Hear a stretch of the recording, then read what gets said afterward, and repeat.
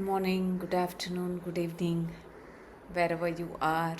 Welcome to this 1 hour introductory session of our Tapas 8-week intensive. I am going to begin with a prayer to Patanjali and to Sri T. Krishnamacharya.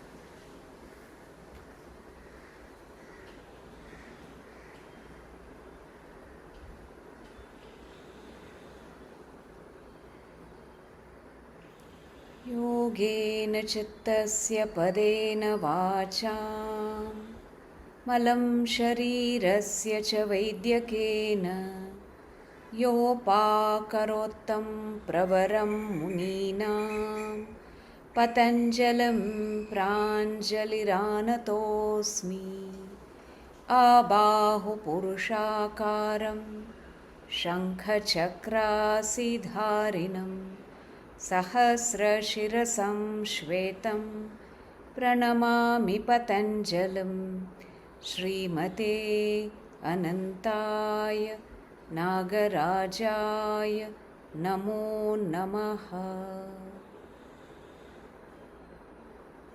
श्रीकृष्णवागीशयतीश्वराभ्यां सम्प्राप्तचक्राङ्कणभाष्यसारम् श्रीनूत्नरङ्गेन्द्रयतौ समर्पितस्वं श्रीकृष्णमार्यं गुरुवर्यमीडे विरोधे कार्तिके मासे शतताराकृतोदयं योगाचार्यं कृष्णमार्यं गुरुवर्यमहं भजे। Shri Gurubhyo Namaha.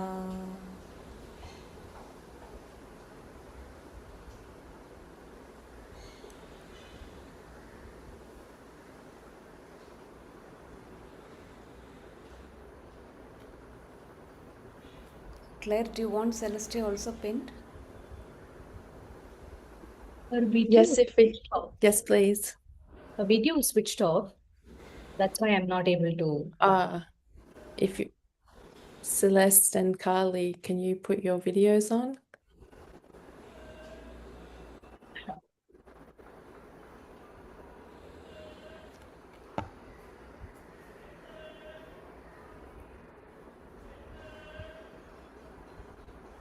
So we will just begin with a short centering practice.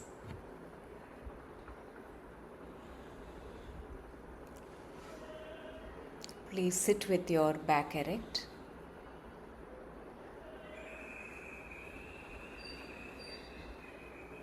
You may close your eyes if you want to, or just gaze downwards. Just take a moment to bring all your attention to the body. Relax your body. Allow the weight of the body to just be dropped into the chair.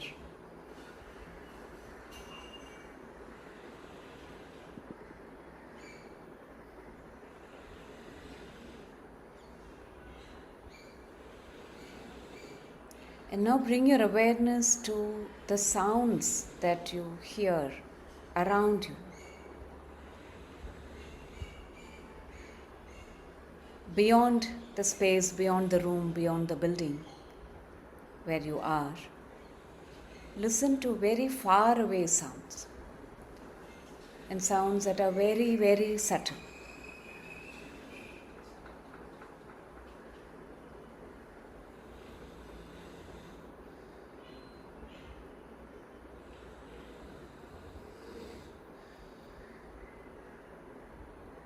Slowly bring your attention to the space around you.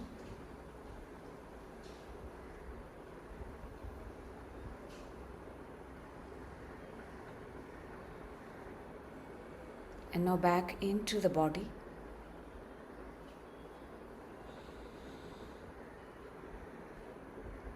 Listening to your breath.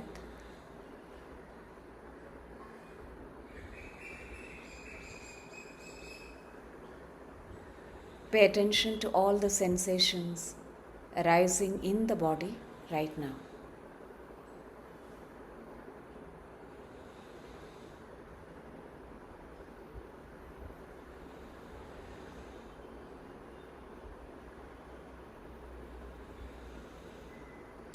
Take your awareness even deeper to enter the field of the mind.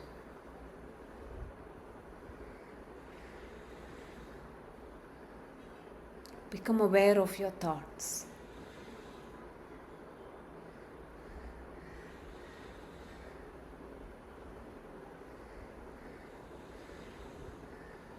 Just listen to your thoughts.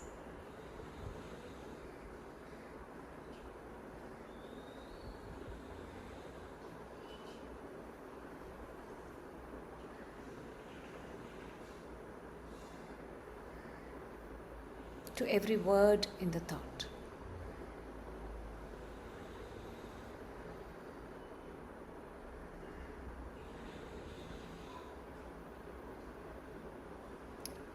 To the space between the words.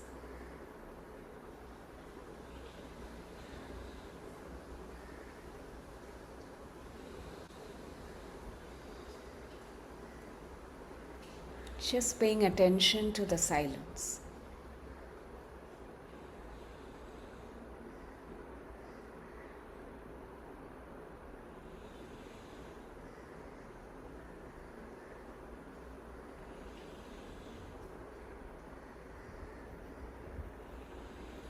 Slowly begin to deepen your exhalation and inhalation.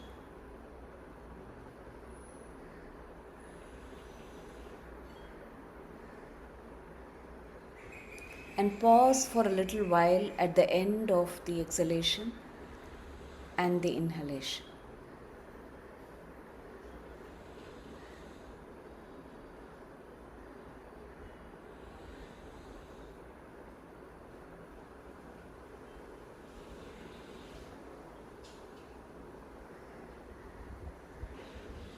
Observe the body as you're inhaling and exhaling.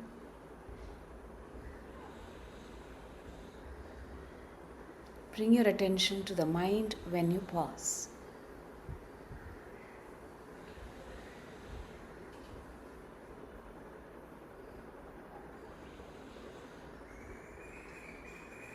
Continue to extend the breath.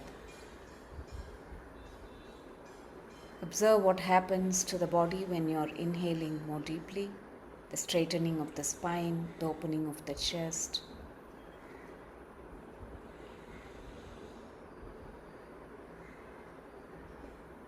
And what happens as you exhale?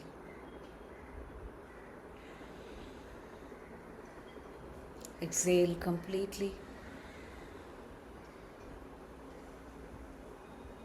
and pause.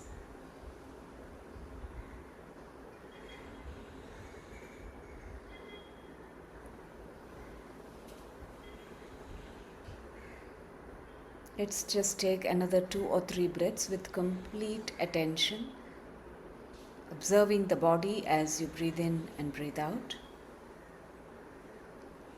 bringing your attention to the mind when you pause.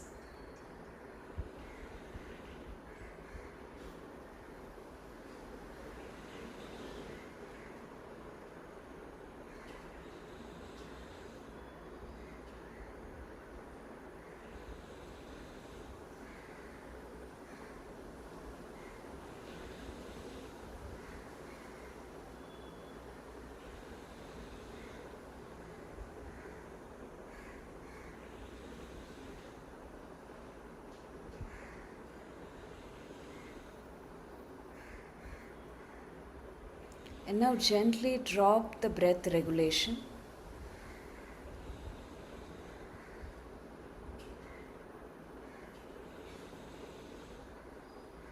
Come back to your natural breathing rhythm.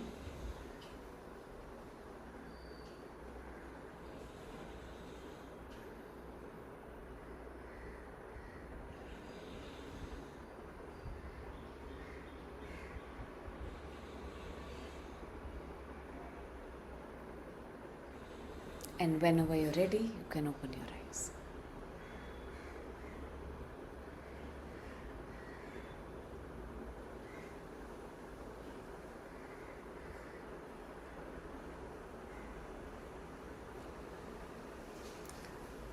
Welcome everyone it will be nice to have your videos on if possible, so we can also see you. Hi Amita, Tejasvi, hi. Hello Ajay. Srija, hi. Hello, Siglinde speaking. Hi. So your mic How is are you? finally working. Yes. Thank you. Vanessa, hi. Hello Bharti. Thank you for joining today's session. So usually when we talk about Yoga Sadhana, I bore people a little bit with the history of Yoga Sadhana. So please bear with me if you have heard it before.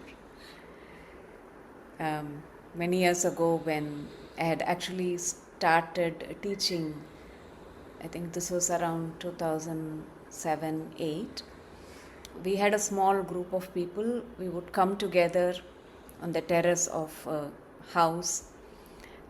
We would practice yoga and study the Yoga Sutra, have breakfast, and just have a good time. Every Saturday this used to happen. And some people who joined were teachers, some people were my friends, and some of them said, see, we want to learn yoga more systematically. The Yoga Sutra was really enticing for a lot of people.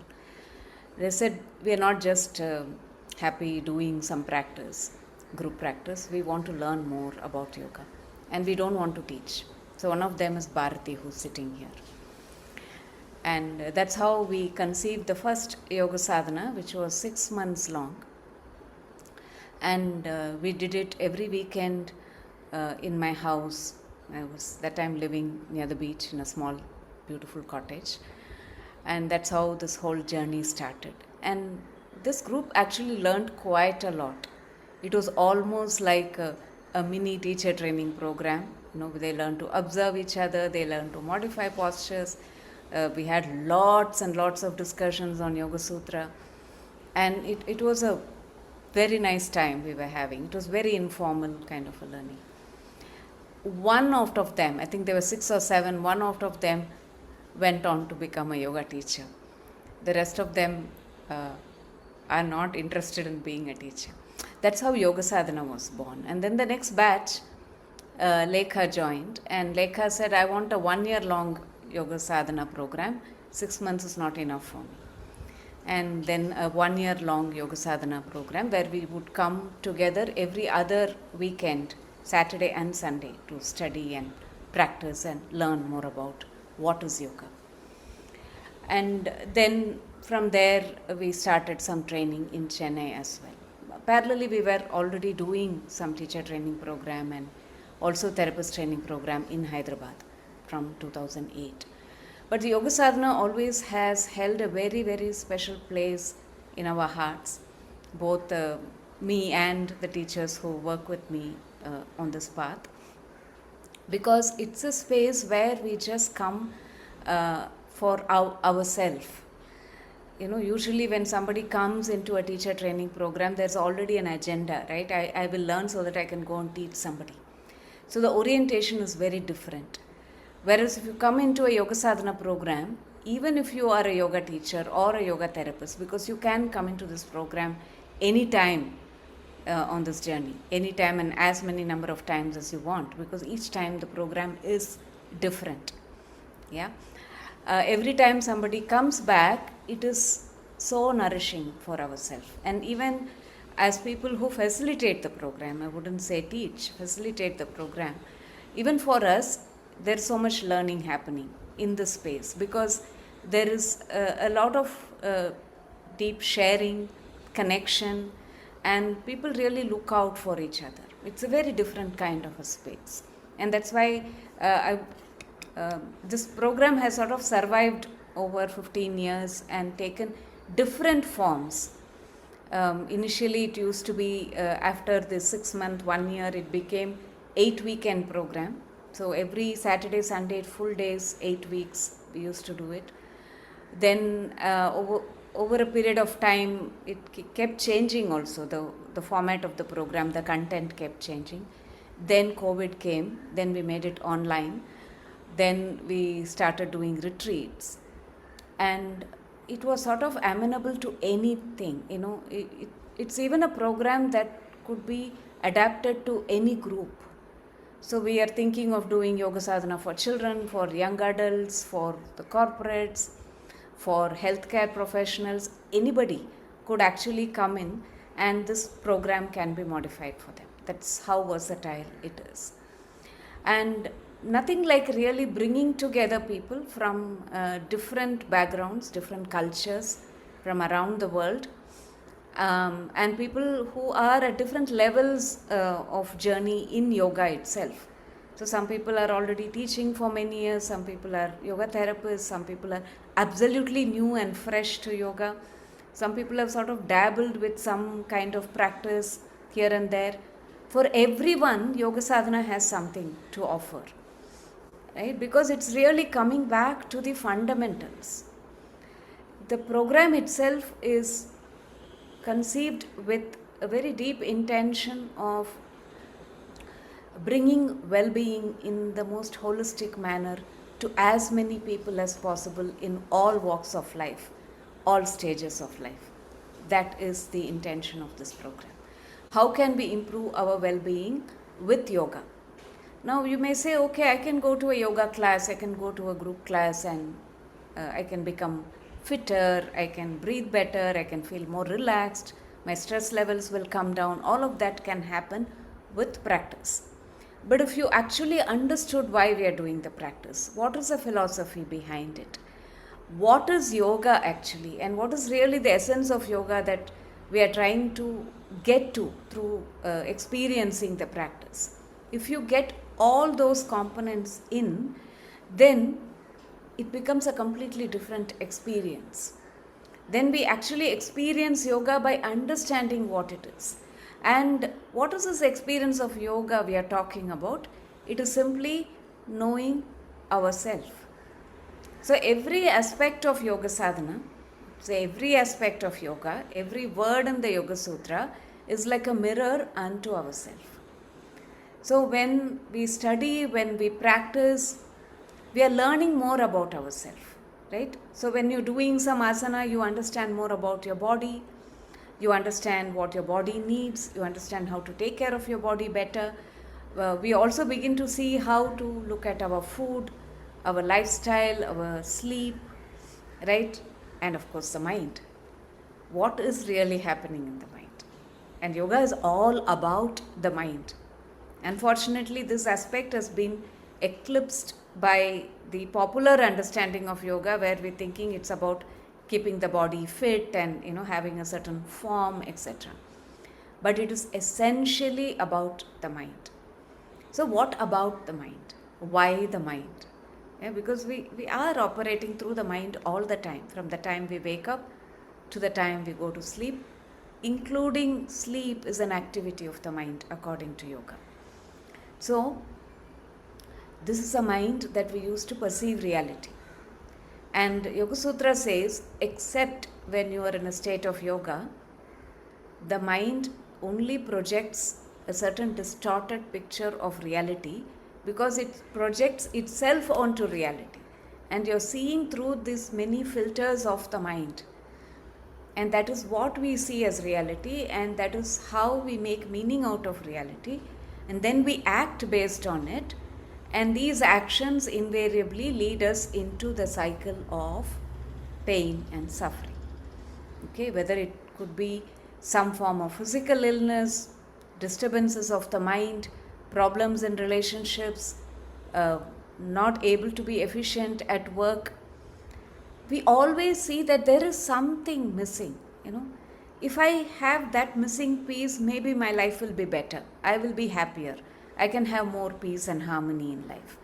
And often we think the problem is outside. So for a long, long time, even after I started studying and practicing yoga, the focus is always about the outside. Something goes wrong, I'm trying to see what went wrong.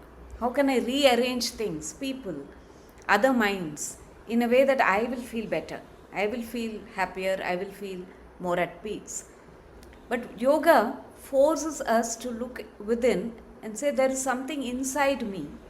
There's some kind of a process in my own mind that is distorting my perception.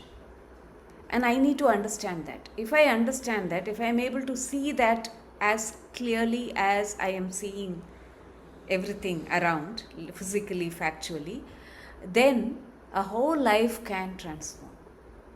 So it can be a deeply transformative process, simply to be able to see reality more clearly, which means I have to wipe this lens. I have to clean this lens. And sadhana is about cleaning this lens. And this cleaning has to happen with the body, because the body is not separate from the mind. Body is a more gross form of the mind. So when something happens to the mind, it impacts our body. When something happens to the body, it invariably impacts our mind, right? So taking care of the body through asana, through food, through mindful practices, and working with the breath. So breath is really the bridge between the body and the mind. And when we work with the breath, we are able to influence the body and the mind and cleanse our entire being. And this cleaning is not something like spring cleaning or once a week cleaning. We have to do it all the time.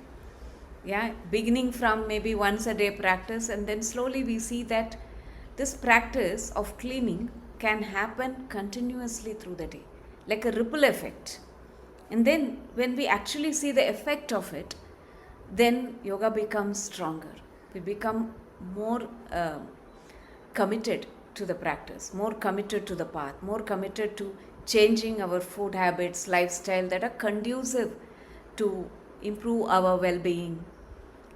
Just be happier, more peaceful people, because there's a lot happening in the world, particularly in today's situation. Yeah, we are bombarded with so much of news, and it's very painful at one level. And often we are left frustrated, helpless, not knowing what is that I can do sitting here. So yoga says the only thing you can do, the only real thing that you can do to help the world be a better place to live in, is to take care of yourself first. Improve clarity, improve understanding, become better human beings. And Yoga Sadhana is the practice for that. Okay, so when I say practice, it means everything becomes a practice in Yoga Sadhana. So when you come into a session, the reason we are asking to have your videos on is that there is a connection that is happening between me and you, right? You're listening to me and I'm watching you. There is a certain exchange of prana that is happening, right? And in the process of listening, the mind, the state of mind begins to shift. The mind that can actually multitask, and we have become very good with that today, actually is forced to stay in one place. Okay, become more attentive. And the stability of the mind that comes out of these kind of practices of simply listening, whether it is a chanting, whether it is your breath, whether it is somebody talking, anybody in the group talking. We listen, right? And when we listen, the mind quietens down. That becomes a practice. So practice is not simply what you do on the mat. It is something that is woven into every aspect of Yoga Sadhana. And this kind of intensity and rigor cannot be brought into a training program, unfortunately, because in training programs, we have a large curriculum to finish. Yeah, we have so many things to finish. So we want Yoga Sadhana to be the bedrock of our journey of yoga. Whatever somebody wants to learn, we begin with Yoga Sadhana here. And we don't just say begin with Yoga Sadhana and then you go ahead. We say come back to Yoga Sadhana. Come back to the fundamentals. Because it is only how far we are able to progress with our own practice and understanding of ourselves and yoga. It is only to that extent we can help somebody. So whether you want to be a teacher or you want to be a therapist, we begin with Yoga Sadhana and we keep coming back to it. Yeah, that's in short what this whole thing is about. So as Yoga Sadhana evolved, one day sitting quietly in my house in the farm, and my friend Lekha, who was instrumental in making it into a 1-year program, she said no, and she slowly became part of the Yoga Sadhana team, and she's an integral part of the team. Today, unfortunately, she's not able to join. She's shifting her house. So Lekha said, we need to write a book on Yoga Sadhana. And then the book took form. So she gave me an Excel sheet with all the chapters and what has to go into the book. So we talked about what needs to go into the book. One aspect was that people don't know what is yoga. Everybody has some idea which is usually fragmented. And people, very scholarly people, will say chitta vritti nirodha or this samyama or that samadhi. I don't know what really all these means. What does it mean to me? How is it relevant to me in my daily life? Right? So we decided that we'll take as many definitions of yoga as possible, meanings of yoga, and weave them into practice. We will make a connection between the meaning or definition of yoga with the practice. We'll create themes for practice. So the Yoga Sadhana book came, and essentially there is only one sutra in the entire text that becomes the core of the Yoga Sadhana practice, which is the sutra on Kriya Yoga, the first sutra from the second chapter. So there are only 3 words in that: Tapas, Swadhyaya, Ishvara Pranidhana. Tapas is the intensity of your discipline, inner discipline, using the fire. The fire can be a digestive fire, the fire of your mind, and the deeper light that guides you, to be one with that. So we said, okay, we will create 1 volume of 16 weeks of practice just based on tapas, different aspects of tapas. And that book came out last June. Oh, I have to unblur my background.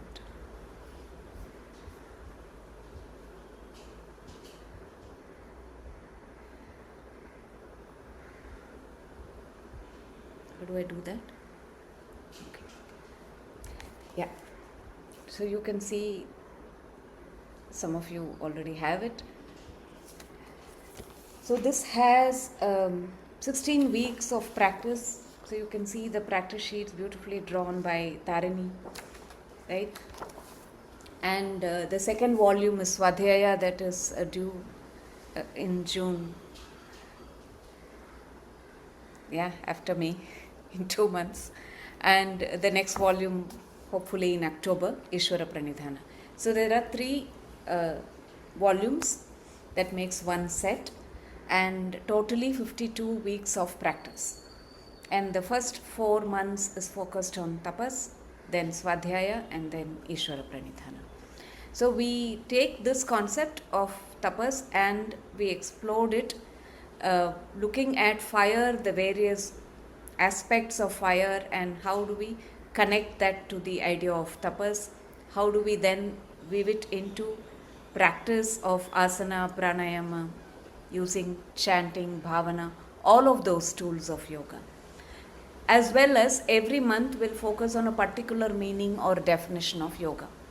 So essentially this gives you the foundation of yoga very beautifully, because this one sutra will connect you to many sutras in the text, which are very practical and relevant. So then we bring in all those ideas also. And there's only so much I can do in a workbook, right? There's so much only we can present in a practice sheet. And practice sheets or what you see in a book cannot become a substitute for a teacher. Yoga always has to be learned from a teacher. And we always encourage in this tradition that every student has a one-on-one teacher, a personal teacher that you can go to. But this could be a good starting point for a lot of people. And even for teachers, it could be a good manual that you can use for your teaching, for your own practice, and work with it, explore, experiment with these practices. That is tapas. So we already completed a 16-week program. We started on October 2nd last year, completed on January 31st. There were more than 60 people in that batch who completed the course. And then some people who've been waiting for a long time for us to start a teacher training program, because for the last 2 years we haven't done a teacher training program, and we sort of decided that we will not do it. If we do it, we will do it in a completely different format based on sadhana. So now we are going to start in June the next batch, and so some people who couldn't do the 16-week program have to do it. So we are offering a condensed version, an intensive, which is 8 weeks long. So instead of taking one practice every week, we will be doing 2 practices every week. And shortly, Aarti and Tarini will be sharing more about it. So this is about the book. It is about Yoga Sadhana journey. It is about the possibilities that Yoga Sadhana can offer. And I'm going to ask now Mamtha.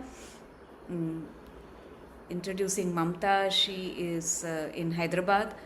She's from my first batch. We started the teacher training in 2008. Can you please pin Mamtha? Mamtha will be sharing her journey with Yoga Sadhana, because she has been independently also running Yoga Sadhana in Hyderabad, and also supporting the Yoga Sadhana that we are doing online, and followed by retreats. So she will share more about her experience. Thank you, Mamtha. Thank you, Saras. Good morning, good evening. Thank you for joining us today. I trained to be a teacher with Saraswathi back in 2008, and then became a yoga therapist and started assisting Saras with different training programs. So the idea of Yoga Sadhana as a program or workshop was very new to me back then. But once I had experienced the program, I said, oh, this is really essential to live a better, healthier, holistic life, so that I may be in harmony with everything around me, the people, the nature around me. It really had a very deep impact on how I was thinking, because initially when I started to train as a teacher, it was every time I heard something, a good insight or something amazing, I was like, I should have my husband do this. I should have my sibling do this. But I think it's all about us. The yoga is about me, my mind. So when I started facilitating Yoga Sadhana in Hyderabad, what I saw was there is a deep connection that forms between people. It allowed everybody, and including me when I was doing the program, I realized that just doing asana, pranayama, and some short meditative practices was not really allowing my mind to be as stable and in a space where I could actually observe myself through the day. Yeah, it held me for some time, but through the entire day to just interact. When I was interacting, what am I thinking? The thought produces an emotion, thought produces a feeling in the body. To be able to observe that, I needed something more consistency. Yeah, with doing all of that. So as I was facilitating, I was also learning all of that. And what I realized was that we need a ground, we need a field to work with. It's like we need practice with everything, right? If with any tool, we need practice before we actually go and use the tool. So the Yoga Sadhana space for me and the participants was some place safe where we could actually do this with one another. Be mindful, observe our thoughts, observe our feelings, observe the response in the body before we could actually do this in real life, like go back to our relationships, go back to work environment, the family environment, and be that actually. Not just practice, but actually be that. But for that, this consistent practice was really necessary. And what we also observed was, through this, we started having participants really enthusiastic about going a step further and becoming yoga teachers to do the yoga teacher training courses. And we also noticed that people who came through the Yoga Sadhana for the teacher training were more open to mindful practices, were less competitive, I might say, and more open to just flowing with things and learning rather than competing. So we just felt like, years later, we just said, we're here today saying that, okay, this is essential for most people. I can speak for myself, definitely, to live a life that's in harmony with everything around me, and also an essential requirement for people who would like to be yoga teachers, because yoga Āchārya is one who walks the path that one is teaching or sharing, or at least tries their best to. And this we require for us to have reverence, respect towards the teachings, and which the program itself is. All of this is built into the three steps: the Tapas, Svadhyaya, and Ishvara Pranidhana. Yeah. So I would like Saras, anything more would you like to add? Thank you, Mamtha. So, I'm going to now. So, we have the team here except two people. Lekha is not able to join, like I said.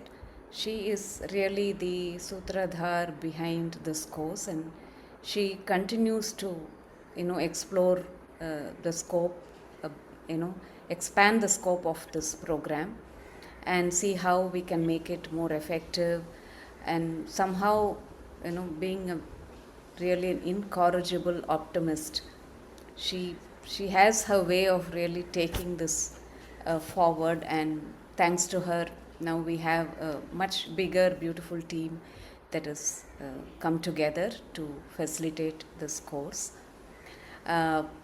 Pratima is also not here. Pratima is one of our therapists and somebody who has a very stable, grounded presence. You will meet Pratima in the course, through the course. She will be the one who will be mostly typing all the Sanskrit words with the right diacritical marks. She keeps all the records and she has a very keen eye for a lot of details, and she chants beautifully. So Pratima is not here. You will be meeting her when you join the course. Aarti. So Aarti, there's like 5 generations of teachers in this course actually. Yeah, each one belongs to a different generation. So Aarti is also one of our teachers and therapists living in Chennai, and she is supporting YogaVahini Chennai Center a lot, and she's really the bright sun behind the Yoga Sadhana. If you interact with her, you will really feel at home. It's a way that she can proactively, make many changes and bring a certain order and stability to what we are doing. So Aarti will share now a little bit about her own journey through Yoga Sadhana and the process of facilitation, and then we will go on to Tarini. Yes, Aarti. Hello, just a second, please. Thank you, ma'am.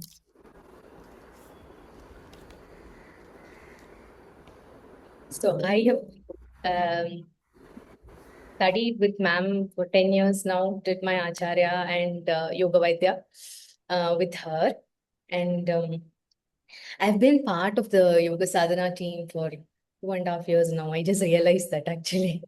So, and like she said, how I was making my notes as she was saying, so how the program is different. Yoga Sadhana is different every time. So in the 2.5 years, I've realized it has been different every time. But then a thought came to my mind that even if it was the same, I am sure there'll be something that we will learn, or if I want to speak for myself, I would learn every time. So in the 10 years, I've heard her speak about the Yoga Sutras again and again. Coming back to the same practice, Trikonasana, asana. We study as teachers how to do it, the function, and how it helps and everything. And 2 weeks back, I was demonstrating along with her for a class, and then she said, bring the body up in a way it's parallel to the floor. And then I realized, oh yeah, that is so similar to what you draw. But in my practice, I was doing it in a different way. It was such a subtle thing. So similarly, in everything, in sadhana, how sadhana has evolved, worked for me, or how sadhana has become a part of me, I should say. I have always been very, I used to have jitters if I have to share in a group. And I can say I'm still having that even now. But interestingly, I was not like this earlier. For the first half, like till I got married, and I was a very different person. And afterwards, life events and many things, I realized that I had molded myself in a certain way wherein I wanted to be behind the lines, always hide myself, suppress myself. And it was in the sadhana retreat last month when I suddenly made this connection for myself that, oh wow, you were a different person, Aarti. And then you become this now. And I have been holding this question, like ma'am says, when something comes to you, stay with it. So I have been staying with this thing of why can't I share very comfortably? What is holding me back? Why do I get these jitters? Her question, where is it coming from? So where are these coming from? And somehow I feel sadhana has helped me that. And bringing in the connection with Āchārya and Vaidya, it is so true. In Āchārya and Vaidya, there is a sense of competition without being said, sense of number of hours that need to be done, or how is someone teaching, how is the other person teaching. Being at the back end of it, I made an observation that there is some friction in the group. We have received messages about not very comfortable in this space. Can you guide me? What can we do? And things like that comes up in an Āchārya or a Vaidya group. But with sadhana, that's never been the case, because it's like we are all traveling in this journey together. We are all practicing together. So only if people, we call ourselves facilitators, probably because we've been studying and being here with ma'am for a long time. So as we keep practicing, something else shifts, and it's really that maitri we feel for each other. So I had one of my batchmates who did Vaidya join the previous webinar, and she said, I really had tears, Aarti. It was like homecoming. So that's what sadhana makes it. It makes it very personal. It makes every group, every time we practice, it's very personal. There is some shift that happens from within. So this is what it did personally to me. Now, with respect to what ma'am said also about, she was saying about who and all this is for. So I would like to add in it maybe bullet points as to summarize as to who all we wanted the sadhana. First was for people who couldn't attend us for the 16 weeks. They were really asking for the tapas. They wanted to join tapas and go through the journey of doing tapas and then the swadhyaya and the Ishvara pranidhana. So that is why we thought of this Tapas Intensive. So it is for people who missed that batch. Next, it is for teachers who've been in this tradition for 10 years, 15 years. But somewhere a sense of community. Because in this tradition, as much as ma'am said, we all have a personal teacher. The personal practice is so important. That is very important. But along with it, the other USP I feel of this tradition is the community. You can ask any of the teachers anything. There is never any friction, They say learn from all the teachers. Everyone has something to share. There is no ego there. It's about spreading the joy and the pleasure of learning yoga. That's what comes through and shines through for me. So that is another thing for even very long-term practitioners coming together and practicing together as a community. Next, it's for people who are absolute beginners. Okay, so they have no introduction to yoga at all, and they're just starting from the fresh because tapas is literally from the beginning. It's like you're building your blocks into the practice. Then it is for people who have from different other traditions, who understand how we do our practice in this tradition, what the principles of practice are, how we connect with our breath. So much of importance is given to breath in this tradition. So how do we do that? How do we weave in breath in asana practice? And this was something I observed during the 16-week practice. There were students from other traditions. And so we had this, ma'am said, no, we had a group of 60 people. So as facilitators, we were wondering how will we handhold everyone together? How will we keep it together? So we all had certain people whom we were as companions. So when I spoke to some of them and when I saw them, I observed their practice, I realized how the asana would be fine, but they didn't understand the concept of how breath, leads the movement, how breath is used in the movement. So when we guided them and when we were able to help them, the feedback was how breath can actually impact the movement to a different level. How the breath quietens the mind. There was one student who gave us who shared in our WhatsApp group about how in one particular asana, in the third breath, she felt a certain movement, how she linked the breath and the movement together. It was so beautiful to see that. So that is again another specialty of this tradition. So we bring that. So it is for people who are beginners. So they learn about this tradition. And of course, people who are coming from different traditions. And next, it's a prerequisite for people who want to do their yoga Āchārya. And the new form of how Āchārya is taking place now. Again, I think it's beautiful how we see that you start practicing first and then move into teaching. When I did, we came into the first circle time is what is your goal for coming into Āchārya?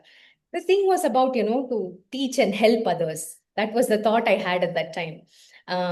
It was never about my practice or what I was doing, what was happening within me. And now I see as much as I keep practicing and see what is happening within me, automatically the classes that I offer as a teacher from that space has transformed so much, has shifted so much. So it is, again, for that space also to, for people who want to train to be acharyas and maybe vaidyas in the future. And yeah, I think, ma'am, I have covered who it is for. So over to you again. Thank you very much. Looking forward to practicing with all of you. Thank you. Thank you, Aarti. So now we come to Tarini. Tarini is the person who did all those beautiful stick drawings for the books, for the 3 volumes. I used to think I'm a tough taskmaster. She's a tougher taskmaster. She really made sure like everything has to be done to perfection. And she brings that quality into her teaching, into the way she is co-facilitating this program along with all of us.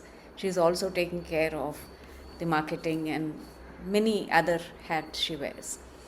So I'm really very grateful for all these the younger teachers who have joined us in the last few years, who really helped us to take Yoga Sadhana to a different level. So Tarini, I would really like you to share about maybe briefly the structure of the program. Yeah. Yes. So I like how you explained it as we're that younger generation, and I really just felt this kindred spirit with Aarti because we got to study together from our Āchārya batch, the yoga teacher training program, all the way until now we're working together on guiding everybody in this beautiful Yoga Sadhana space. So yeah, I'm here to talk to you basically about how the program is structured. And so the structure of the program is really intentional. right? So there's like an actual like flow that comes, like a weekly rhythm that comes once you kind of get the hang of it. So yeah, it's basically been built to support like you developing your own daily practice at home, and also to help you, you know, the reflective, the journaling questions and the discussions that happen, that helps it bring the yoga into every aspect of your life. So that's ultimately the goal. So you can feel some transformation actually in your life. And I know for me, even as we said, as a facilitator through that first Tapas Intensive, Tapas course, it even, you know, brought a deeper level of the sadhana into my life, and especially watching the way people transformed over those months. So I'm going to share the screen and go through. So first off, I'll put the link to this website into the chat as soon as we're finished here. And so yeah, this is the website information and registration page for Tapas Intensive. So basically, this is like that 8-week intensive, and it starts May 2nd and it goes through June 27th. And so everything is held online on Zoom. And so over the course of the 8-week program, we're going to cover 16 practices, the practices that are in the book. So you see already a little summary of what everything Aarti had just shared, who the program's for. And then you scroll down and you see the weekly rhythm I was talking about, the duration, the format, the commitment. So the live yoga, asana, and pranayama sessions are going to be 2 per week, and they're held on Mondays and Thursdays. And there's 4 time slot options to choose from. So that's basically so that we can cover all time zones across the world. And so they're held, you can see here, it's held there's a early morning practice, an afternoon, and then 2 in the afternoon and 1 in the evening. And you can see clearly the session class dates there. And then, so this is an 8-week program where we cover both or 2 practices per week. So if there's a time on Monday and Thursdays that you can commit to try and attend 2 practice sessions per week. And then for Saturday, we have reflection and inquiry masterclass. And those we're offering 2 sessions, but you can choose whichever one. You can attend both, but it's basically, again, so we cover all time zones, so nobody is missing out or having to only catch up with the recording. Basically, there's 2 fully live sessions on the same topic, but like a little different flavor maybe there. So yeah, the dates are there. And then in between these practice sessions, you'll practice on your own. So what ends up happening during the practice session is we've allotted an hour and 15 minutes. So the practice will be there. And then we usually give a few minutes for the journaling and for people to ask any questions that may have come up during your practice.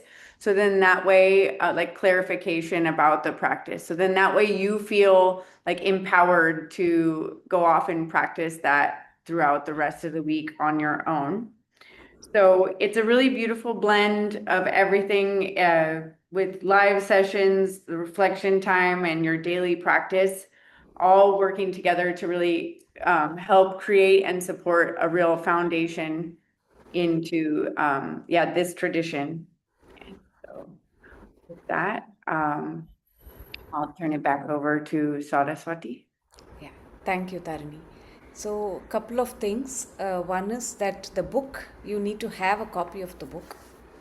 It is available on Amazon in India. We also have copies at the center if some of you are in Chennai, or we can ship it to you. But people outside India, we have to see. We have sent some copies to Australia, some copies are there in Europe and UK. So we will be able to help you get a copy. Until then, we may be able to share a PDF until you get your own copy, in case we are not able to reach the copy to you. Okay, so it will be useful to have the book, because we are not going to share the recordings of the practice sessions. To ensure that the practice sessions are attended, and we would like to have your videos on, so the teachers are able to observe you, do the practice. We want to ensure safety. It's very important, because I can be giving instructions, but if we don't see what you're doing, sometimes it might cause injury. So even though the practices are very, very simple, I would still think some observation and guidance is necessary. So having the book so that you can do the same practice for the rest of the week, like the next 3 days or 4 days before the next session comes. In the 16-week program, we had one practice for 1 week. Now we are having 2 practices in 1 week. So it's a condensed version. The second thing I wanted to mention about is there will be a WhatsApp group for the entire participants, the group, to come together and share any reflections, ask questions. So you can be continuously engaging with us. We will also engage with you. There is that connection that will be ongoing, and people who have completed the first tapas are still in touch with us, are still come back and share and ask questions. So that group, that kind of a community is what we are trying to build through the Yoga Sadhana program.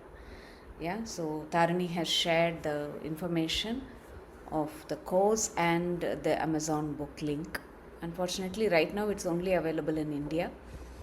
We are trying to get the Kindle version of it ready soon. Hopefully it will happen. Now, if you have any questions. It's nice to see some new people in the group. So please introduce yourself, and we would like to know a little more about you and ask if you have any questions. Or just introduce yourself. You don't need to necessarily have a question. Hi, I'm Ajay. I'm joining Hello, from Ajay. Singapore. Where are you? In Singapore. Singapore. Okay. Tell us, Ajay. So how did you come to know about this program? Lekha sent me the link. Okay. Yeah, I'm Lekha's friend. Your Lekha's friend. Okay.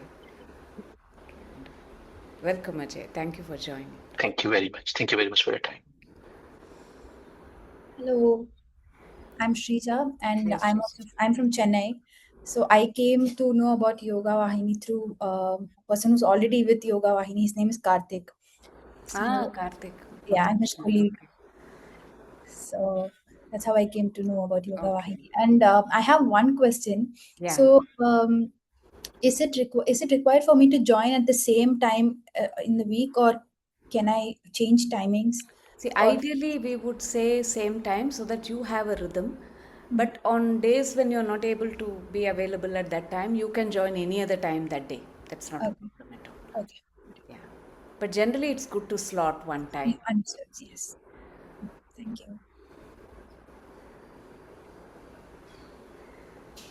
Hi, my name is Hi. Tejasvi. Hi, Tejas. I came to know about this program from my cousin Shruti. Okay. So Shruti is also here. Okay. Yes.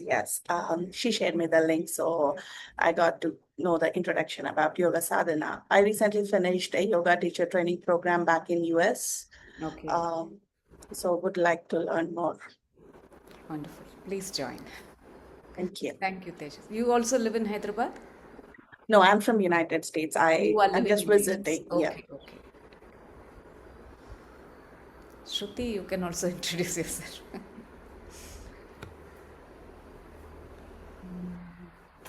My name is Shruti. I've been studying with YogaVahini for the last 6 years. And yoga Āchārya training, and I do volunteer and teach in Hyderabad. My personal practice has been a little on and off in the last 1 year. So I thought Yoga Sadhana would be a great way for me to get in touch with myself a little more deeply. One question I had, Tarini. So there are 2 sessions where we are practicing, and there is one reflection class. So 3 classes in a week, if I understood that correctly. Yes.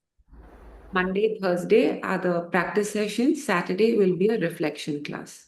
Yes. And Saturday is either 6 to 8 a.m. or 6 to 8 p.m. Your choice. You can attend one or both. Recordings will be provided of the Saturday sessions, but still, it's always better to try and attend live.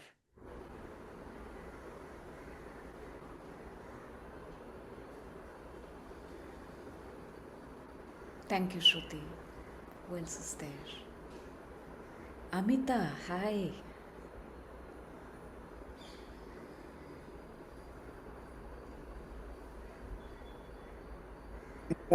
Nice. One sec.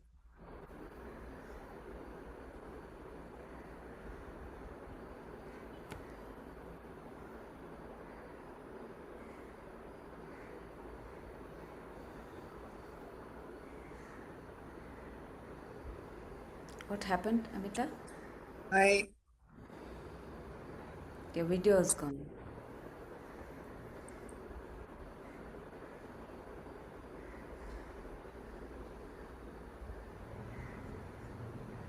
Can you hear me? Okay, shall we come back to you? Paula? Or Vanessa?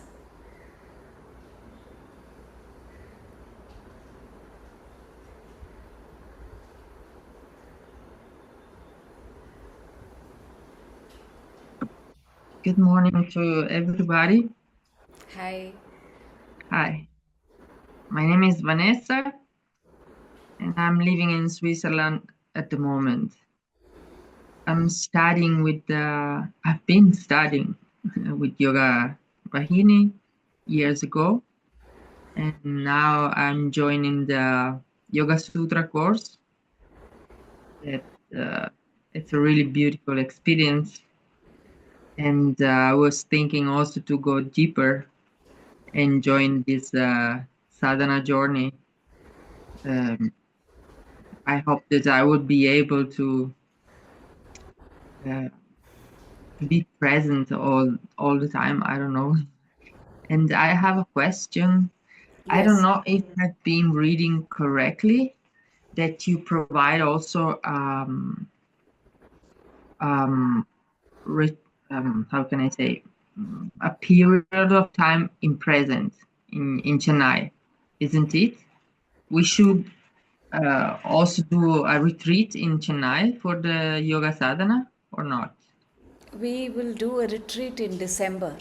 December, I think 6th to 19th is a retreat. The first week is for the Yoga Sadhana. What if someone cannot join the retreat is independent of this course. So people who don't do this also can join the retreat. Anyone can join the retreat. But we will go a little deeper into what we have covered in the retreat. And also look at the next step, which is the Swadhyaya. By then we would have completed Swadhyaya also, if you are joining that, which is from July to October actually. So we would have completed Tapas and Swadhyaya before the retreat in December.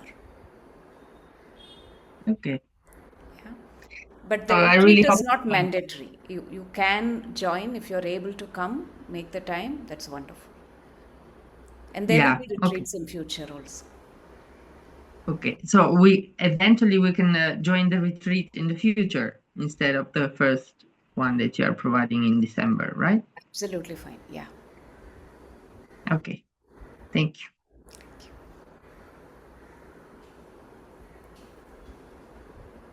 Yes, Amita. Sorry, I pressed something wrong and I just zoomed out. Okay. So it's nice to be back here, Saras. Yeah. Known you So for happy to see long. you. Yeah. But my practice has been inconsistent. So I thought it's time to take charge. Time to come back. Book is Yeah. sitting with me, but I think I was waiting for this for me to really start working with it. Okay. Thank you for joining, Amita. You have any questions? No questions. I would like to join and Okay. persistent and consistent, hopefully. Yeah. Of the mind, playing tricks. Thank you. Thank you. Thank you. Have Navneet? You there, Paula?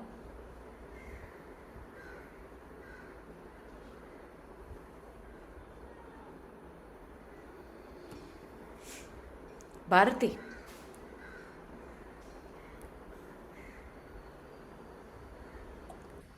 Yes, Saraswati.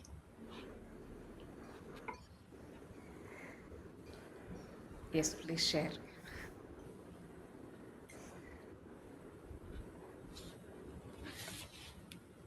I really don't know where to begin. It's like ages. But it's like almost like part of you and something you take for granted at some point. And sometimes you realize it's like there. And but what is beautiful is this whole learning and journey is very unconditional. It just like no judgment whatsoever. It's like your breath. It doesn't when you pause it doesn't judge you saying why you stopped or anything. When you start, it just starts. So I think my journey with yoga is deeply connected with my breath.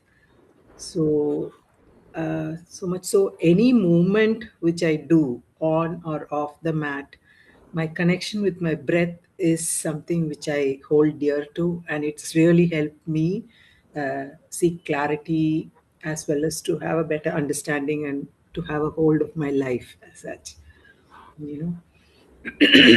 And also connecting to the higher force or God or divinity, whatever it may be. It builds in that humility, and you just stay while you go with the flow. You're just staying in the present and embracing what is, and anchoring yourself in that divine, and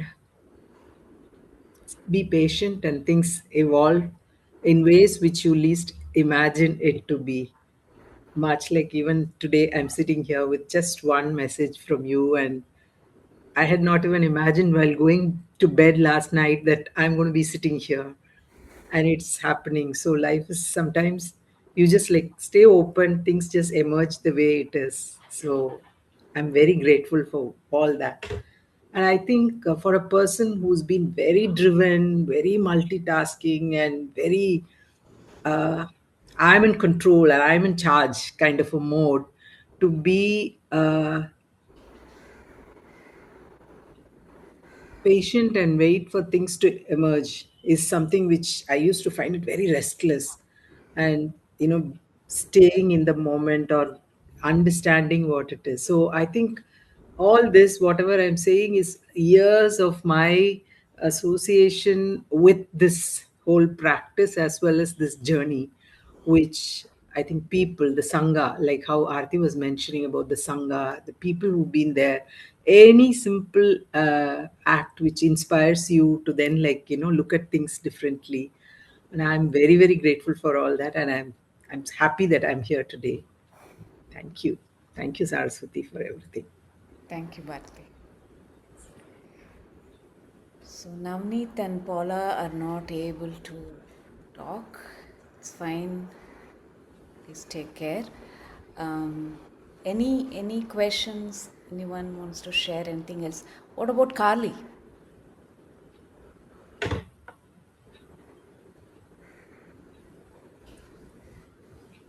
Yes. Hello. I'm so happy to be here with you again, Saraswati. I love you so much. And you really have changed my life. Back in 2022, my life changed a lot. So I'm really happy to be back here again. I think Oh, I didn't actually realize there's going to be 3 commitments per week, but it is time that I went back and did some sort of work with you. I remember doing the yoga therapy course with the interpreter, and we had the 2 interpreters, and I'll just have to see whether I can get some interpreters. I don't really have any questions. It's just the yoga, the book, it's very interesting to read more about it, but having the group will be really helpful, and it will help me understand more and linking better to my emotions and the 5 different koshas. That third one, the emotions, are like I'm really needing to touch base with that a little bit more deeply. Thank you, Carly. Thank you for joining. You really inspire me.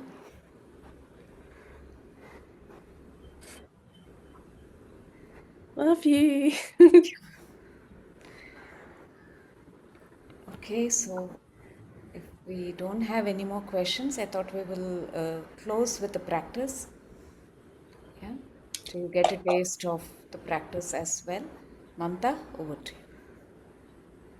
Thank you, Saras.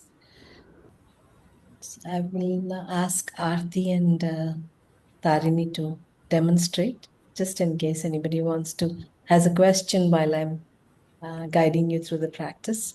Whether we have 25 years of experience doing asana, pranayama, pratyahara practice, or we are beginners, every practice is now fresh and tests our tapas, our ability to stay within the body, for the mind to stay within the body, using the breath as an anchor.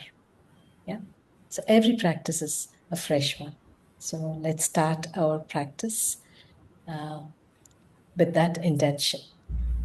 So with the freshness of using the breath to anchor the mind within the body.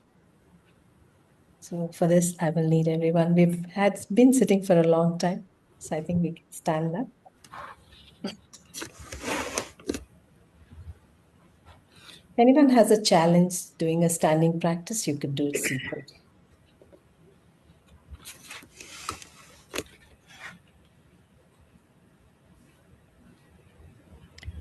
Let's start with Samasthiti. Samasthiti means just being in balance. Just standing wherever you are. Make sure that your feet are firm on the floor, your knees are relaxed, spine is straight. Allow your shoulders to relax. Palms by the side of your thighs. And let your gaze be straight ahead or just a little lower to the floor in front of you. We're going to do Tadasana, stretching ourselves upward like a palm tree. Yeah, and just remember the principle that Saras was talking about, the pause, when she was guiding through the grounding practice, just pausing after the inhale and pausing after the exhale. In the pause, try and be as still as possible in the body also. Yeah. When we've stilled our breath, let's try and still the body also. So we will start with the inhale. As we inhale, raising our arms from the side, raising the heels off the floor. You can join your palms if you're comfortable, or keep your hands a little wide, or interlace your fingers, turn them out. See what's comfortable for you. Stay here and exhale. Pause after your exhale, making your body absolutely still. Inhale here again and pause. On the next exhale, bring your arms down, slowly lowering your heels back to the floor.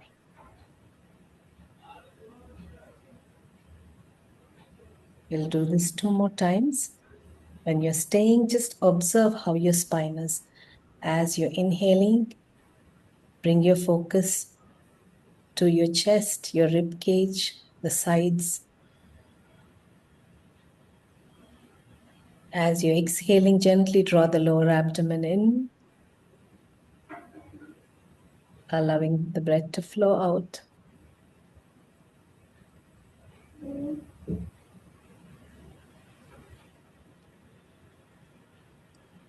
On the next exhale, you bring your arms down, lowering your heels. One more time on your own.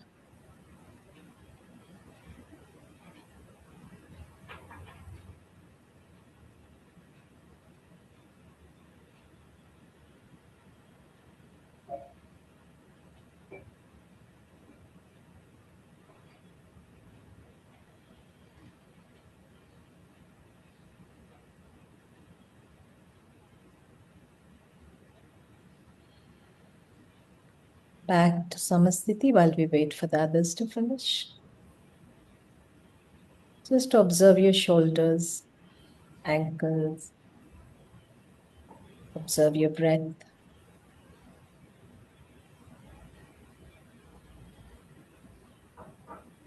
Now we'll do a simple forward bend or Uttanasana.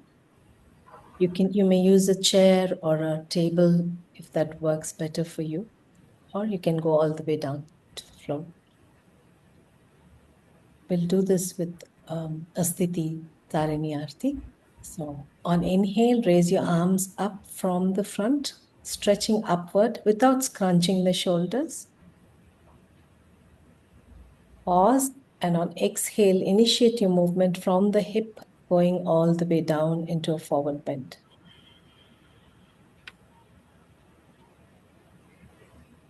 Inhale here, stretching your spine, extend your spine. You can look up if you need to, or keep the chin down. Exhale, go back into the forward bend. Really relax your neck, allow your head to fall. On the next inhale, stretch your arms out to the level of your shoulders and come up.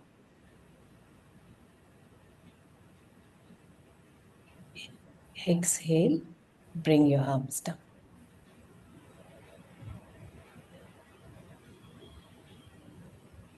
Two more times.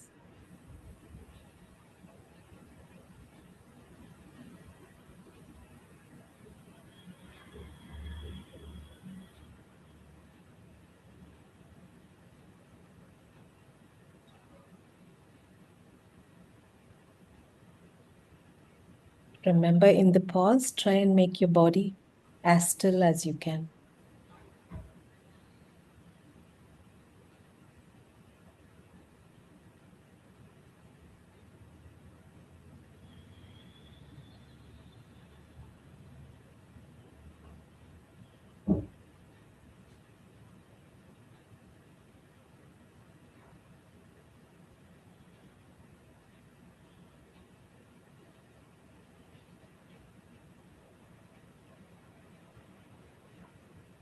One last time.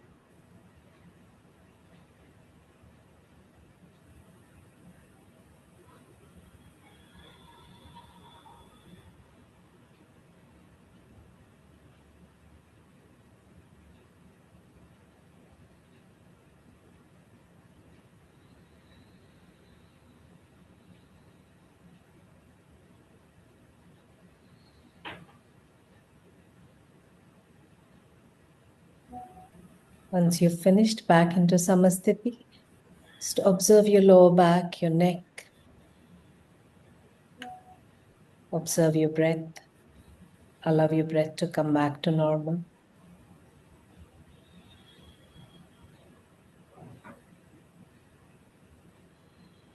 You can come back to your seat.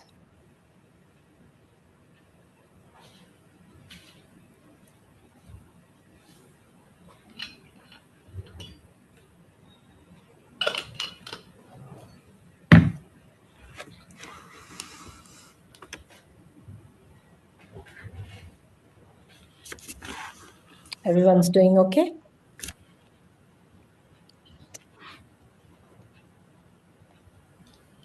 So I'd like you to close your eyes. If you're comfortable closing your eyes, or just keep your gaze very soft.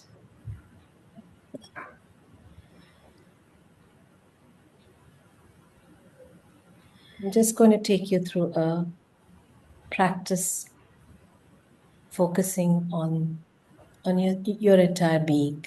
Yeah? And I will be chanting in between while you just listen and focus.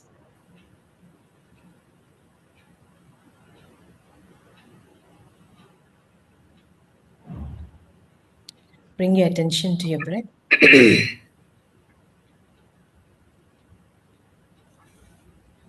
Stay with your natural breath.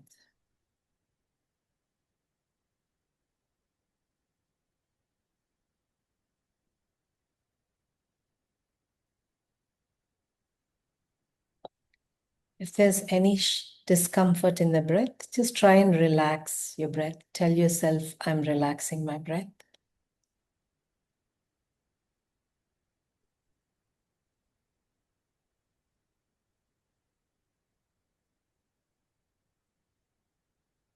Slowly bring your attention to the top of your head. As you're inhaling, just visualize the prana, the vital energy filling your body through your crown. As you exhale, just allow this energy to pervade your entire being. Settling in every cell in your body.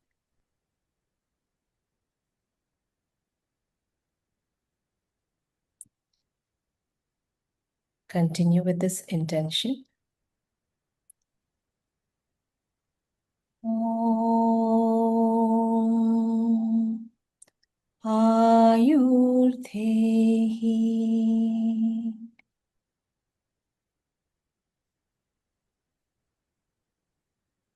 Om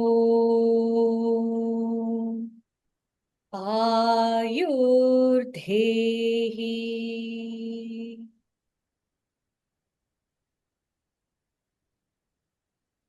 Gently bring your attention to the area of your chest, to the rib cage. As you're breathing in, feel the expansion in that area, filling yourself with the vital energy, filling with prana, without too much effort.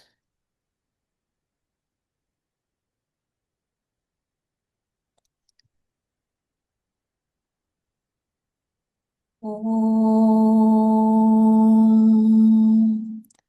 Pranandehi.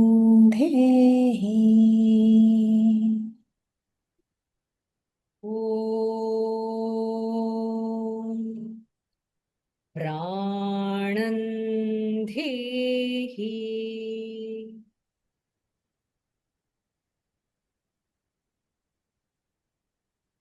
Bring your attention to the lower abdomen. Just observe the movement as you exhale. Moving from the chest to the abdomen as you inhale, and from the abdomen up as you exhale.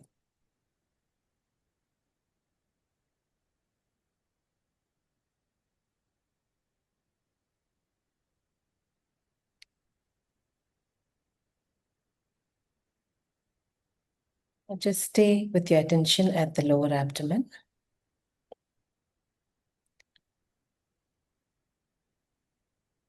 Om Apanandehi.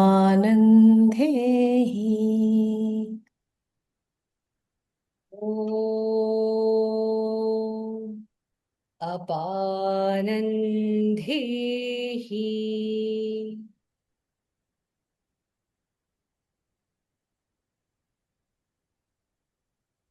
Bring your attention back to your chest as you inhale. And as you exhale, I'll just observe this energy moving into the periphery, into your arms, your limbs, your lower limbs. Inhaling, drawing the energy into you, your chest as you exhale, just allowing this energy to pervade your limbs, your periphery.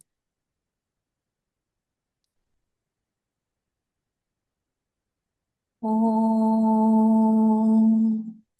Vyanandhehi. Om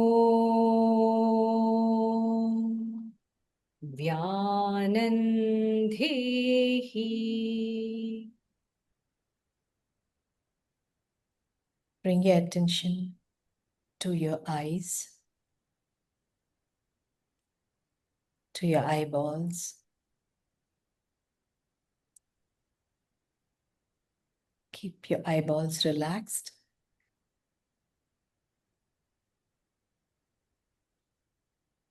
Om Chakshurthehi. Om Chakshurthehi. Bring your attention to your ears. Listening to all the sounds around you.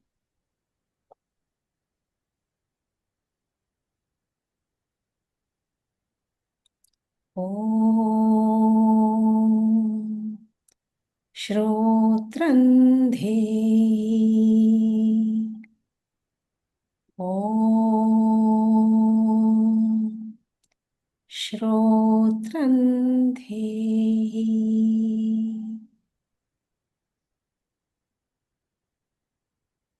Om Shrotrandhehi.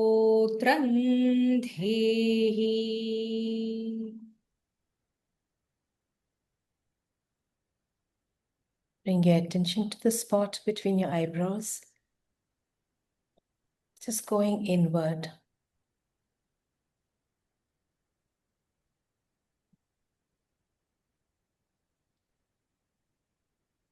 Om Manodhehi.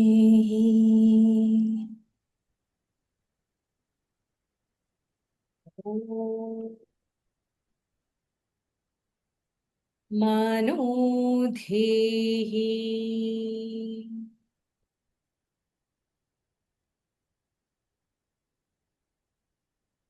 Bring your attention to your mouth, to the tip of your tongue.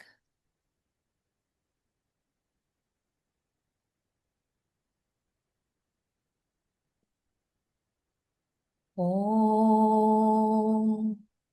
Vachandhehi.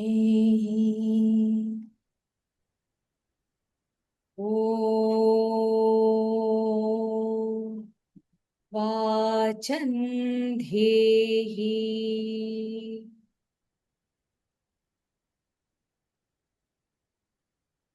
Move your attention to the heart space going inward.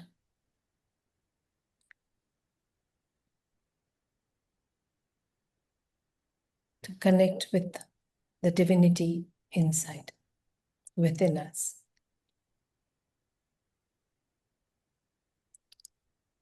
Om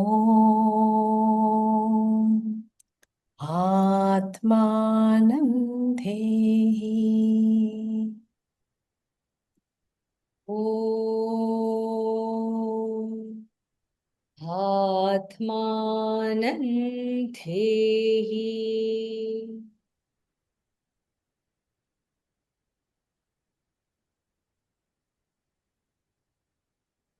Bring your attention to your seat, to the grounding factor, to the earth supporting the body, all the parts of the body supporting one another.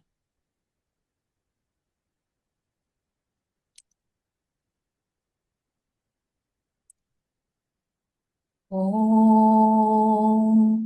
Pratishthandhehi. Om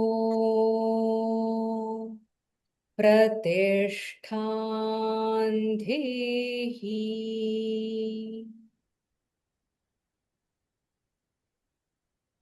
Staying with the breath. With every inhale, acknowledging, receiving universal energy, universal prana. With every exhale, sharing that with the world.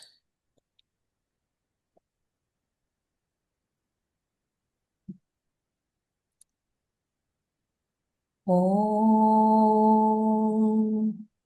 Mandhehi.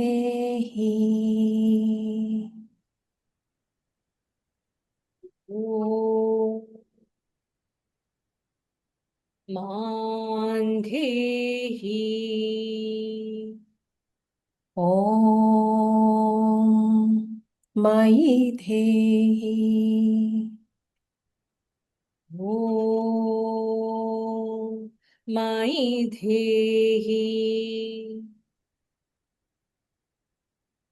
Om Shanti Shanti Shanti.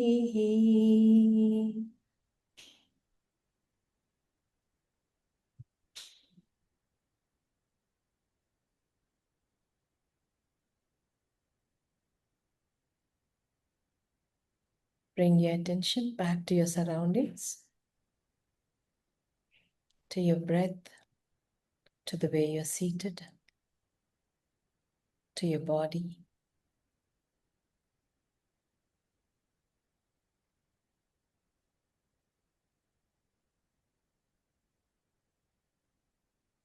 Bring your palms together. Rub them to create some heat. And cup your eyes with the palms without pressing too hard. Just open your eyes into the cups of your palms and breathe.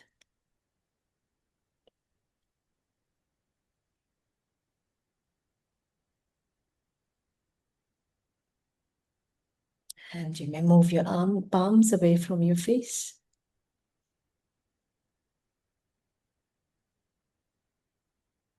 Thank you.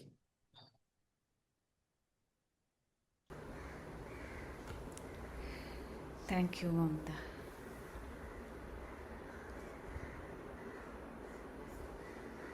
That was very relaxing. A few yawns.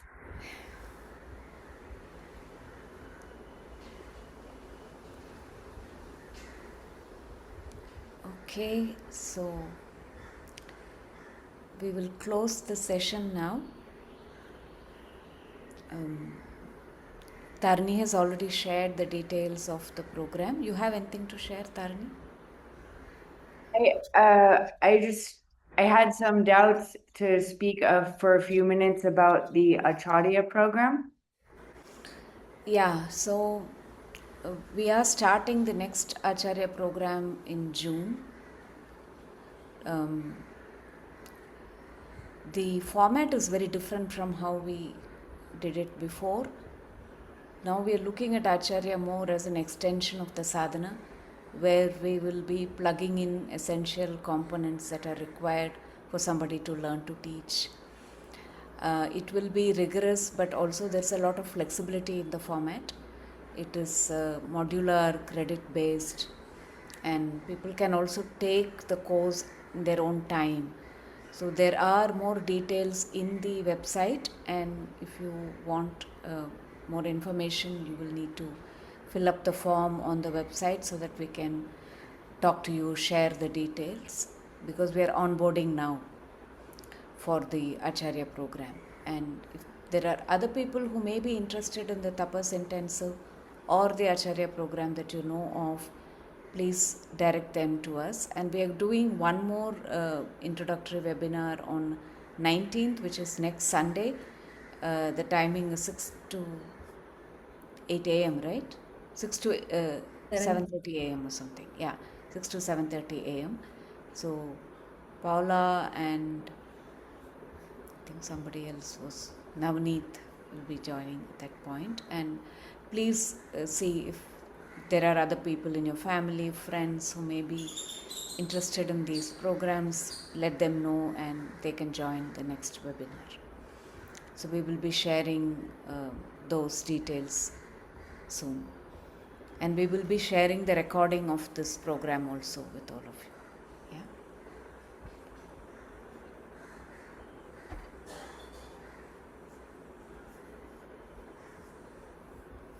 Yeah, I stop the recording now. Yeah.